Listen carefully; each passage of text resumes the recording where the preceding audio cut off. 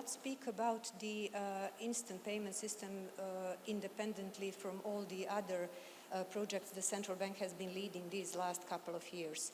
To not go into too much details, we had a complete change of the regulation.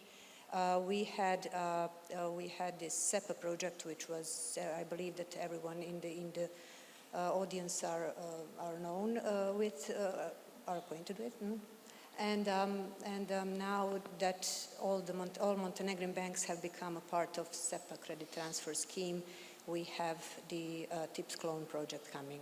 So this will be one exact and true copy of the European target instant payment system, which is, we believe, the most adequate way to bring instant payments to Montenegro. It was long wished for and long planned, but now finally it's coming and it's going to be here in mid-2026. So Montenegro is basically, just for those who are not from the fintech environment, is one of the first countries entering the SEPA, not being an EU member, yes, and joining the family of European yes, which is a ecosystem. novelty not only for us who are those first non-EU participants, but for the EU also, I believe, from what we can notice.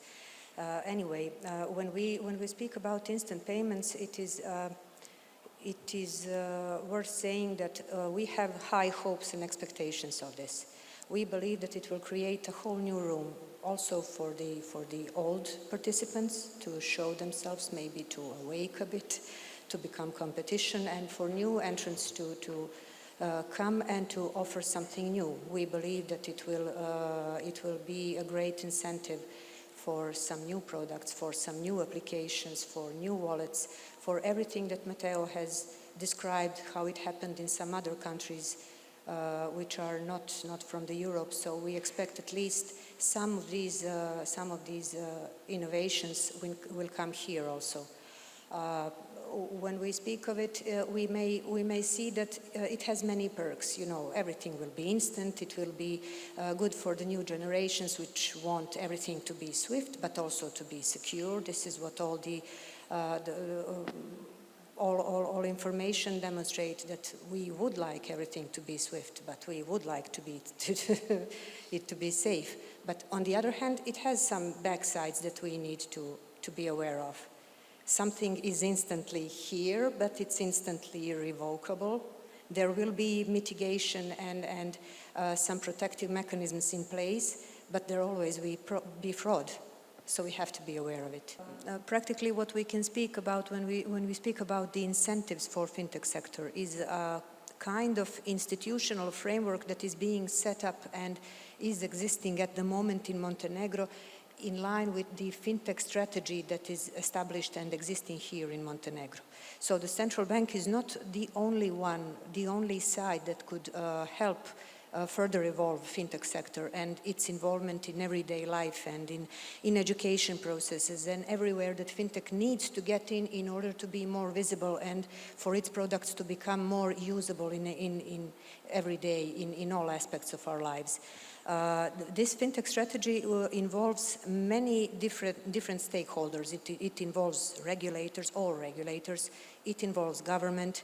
It involves education institution, private and public sectors. So there are many activities set up there that will, we believe, enable further development of the fintech sector as a whole.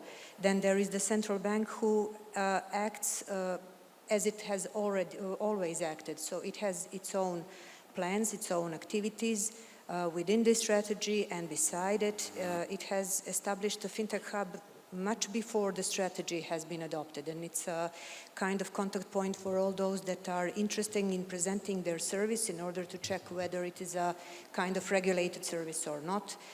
Central bank tries to issue opinions on the manner of the application of regulations. There's some experience with that you also had. Regretfully, central bank cannot give opinions which will be much different from what the European regulations are. So if you are asking us to to choose a side, to decide what is the manner of for example, for the PSD2, for the open banking, which is the standard you should use. The technology, it is technologically neutral. All of you can choose the way. Maybe it is too complicated for you to adapt, but on the other hand, we cannot give opinion that differs much from the general line. On the other hand, when we speak about what is coming, changes of regulation is coming.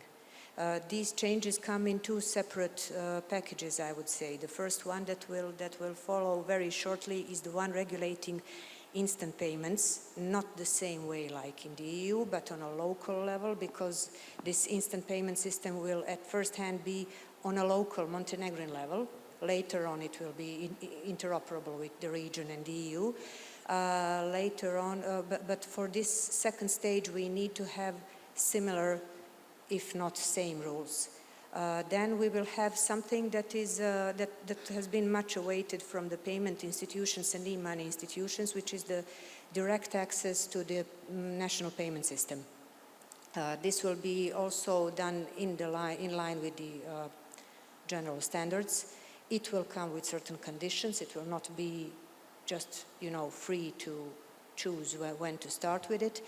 And maybe this legal institute will not start applying from the day one when the law comes into the daylight.